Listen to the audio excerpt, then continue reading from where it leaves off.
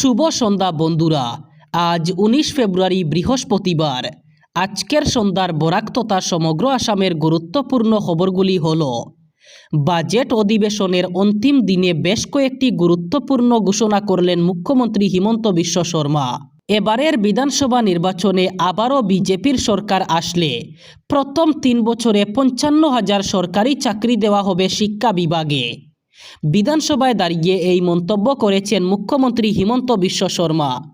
তিনি জানিয়েছেন, সরকার আসলেই প্রথম 3 বছরেই 55,000 সরকারি চাকরি দেওয়া হবে।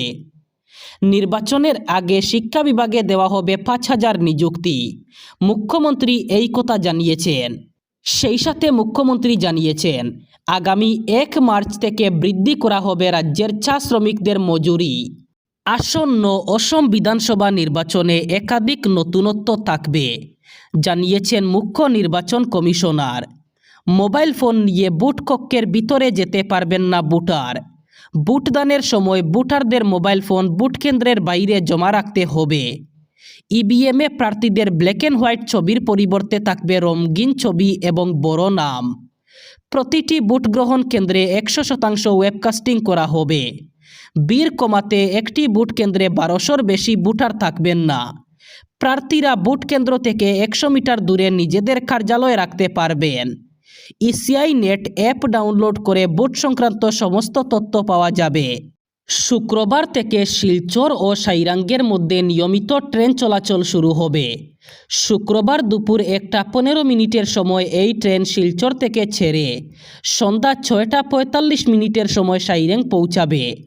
মঙ্গলবার সকাল 8টার সময় ওই ট্রেন সাইরেং ছেড়ে দুপুর 1:01 সময় শিলচরে পৌঁছাবে। শিলচর থেকে ট্রেন সোমবার, মঙ্গলবার, বুধবার, শুক্রবার ও শনিবার এই 5 দিন এবং সাইরেং থেকে মঙ্গলবার, বুধবার, বৃহস্পতিবার, শনিবার ও রবিবার এই 5 দিন ট্রেন চলাচল করবে। পথে অরুণাচল, কাটাখাল, আলগাপুর, হাইলাকান্দি, কাটলিচড়া, রামনাথপুর ও বৈরবী সহ 16টি স্টেশনে ট্রেনটি থামবে। ভারতীয় সেনাবাহিনীতে যোগ দেওয়ার স্বপ্ন দেখা যুবকদের জন্য বড় সুযোগ। শিলচরের আর্মি রিক্রুটিং অফিসের অধীনে সেনা নিয়োগের অনলাইন রেজিস্ট্রেশন প্রক্রিয়া শুরু হয়েছে। রেজিস্ট্রেশন চলবে আগামী 1 এপ্রিল পর্যন্ত। আগ্রহী প্রার্থীদের জয়েন ইন্ডিয়ান আর্মি ওয়েবসাইটে গিয়ে প্রথমে একটি অ্যাকাউন্ট তৈরি করতে হবে। তারপর লগ ইন করে সংশ্লিষ্ট নিয়োগ বিজ্ঞপ্তি ভালোভাবে পড়ে নির্দিষ্ট বিভাগ অনুযায়ী আবেদন করতে হবে। প্রতি আবেদনের জন্য অ্যাপ্লাই ফি ধার্য করা হয়েছে 250 টাকা। অনলাইন অ্যাপ্লাই পূরণ করে প্রয়োজনীয় নথি ও ছবি আপলোড করার পর আবেদন জমা দিতে হবে। আবেদন প্রক্রিয়া সম্পন্ন হওয়ার পর অ্যাডমিট কার্ড অনুযায়ী নির্ধারিত কেন্দ্র, নির্দিষ্ট দিন এবং সময়ে অনলাইন পরীক্ষায় উপস্থিত হতে হবে। পরীক্ষার ফলাফল প্রকাশ করা হবে অনলাইন পরীক্ষায় মেধা তালিকায়। নিয়োগের জন্য যে নথিগুলি আবশ্যিকভাবে প্রয়োজন তার মধ্যে রয়েছে আধার কার্ড, সংযুক্ত মোবাইল নম্বর, 10ম শ্রেণীর নম্বরপত্র, উচ্চ শিক্ষাগত যোগ্যতার শংসাপত্র, ডোমিসাইল শংসাপত্র, জাতিগত শংসাপত্র, নির্দিষ্ট মাপের স্ক্যান করা ছবি এবং সক্রিয় ইমেল আইডি। বিধানসভা নির্বাচনের আগে কংগ্রেসে বড় ভাঙনের আশঙ্কা।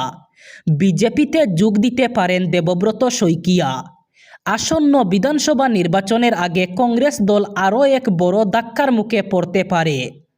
ভূপেন বরার পর এবার বিরোধী দলনেতা দেবব্রত শইকিয়াও কংগ্রেস ছাড়তে পারেন বলে জোর জল্পনা শুরু হয়েছে। সূত্রের খবর, বিরোধী দলনেতা দেবব্রত শইকিয়া ইতিমধ্যে বিজেপির সঙ্গে যোগাযোগ রেখে চলেছেন। রাজ্যসভা নির্বাচনে টিকিট নিশ্চিত হলেই তিনি বিজেপিতে যোগ দিতে পারেন বলে রাজনৈতিক মহলে আলোচনা চলছে। উল্লেখ্য, আগামী 16 মার্চ অসমের 3টি আসনের জন্য রাজ্যসভা নির্বাচন অনুষ্ঠিত হবে। এর আগে ভূপেন বরার বাসভবনেই গৌরব গগৈকে সতর্ক করেছিলেন দেবব্রত শইকিয়া। সেই সময় তিনি হুঁশিয়ারি দিয়েছিলেন, ভূপেন বরা দল ছাড়লে তিনিও কংগ্রেস ত্যাগ করবেন। দেবব্রত শইকিয়া কংগ্রেসের প্রাক্তন মুখ্যমন্ত্রী হিতেশ্বর শইকিয়ার ছেলে। তিনি 2011, 2016 এবং 2021 সালে নাজিরা বিধানসভা থেকে নির্বাচিত হয়েছেন। এদিকে ভূপেন বরা দল ত্যাগ করার পর মুখ্যমন্ত্রী হিমন্ত বিশ্ব শর্মা মন্তব্য করেছিলেন 2026 সালের নির্বাচনে দেবব্রত শইকীয়া পরাজিত হবেন। নির্বাচনে হারার পর তাকে বিজেপিতে নিয়ে আসব, তার মায়ের অনুমতি নিয়েই তাকে বিজেপিতে আনব। এবার তার আগেই দল ছাড়তে পারেন দেবব্রত শইকীয়া। 2014 সালে কংগ্রেসে থাকাকালীন 58 জন বিধায়ক তাকে সমর্থন করেছিলেন। তা দেখে তৎকালীন কংগ্রেস সভানেত্রী সোনিয়া গান্ধী তাকে মুখ্যমন্ত্রী হিসাবে শপথ গ্রহণের তারিখ নির্ধারণ করতে বলেছিলেন। কিন্তু তৎকালীন কংগ্রেস সহসভাপতি রাহুল গান্ধীর আপত্তিতে তা সম্ভব হয়নি। এমনই দাবি করেছেন রাজ্যের মুখ্যমন্ত্রী ডক্টর হিমন্ত বিশ্ব শর্মা। 2011 সালের বিধানসভা ভোটে অসমের 126টি আসনের মধ্যে 78টিতে জিতে ক্ষমতায় প্রত্যাবর্তন করেছিল কংগ্রেস।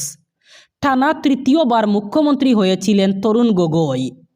হিমন্ত বিশ্ব শর্মা সেই মন্ত্রিসভার সদস্য ছিলেন।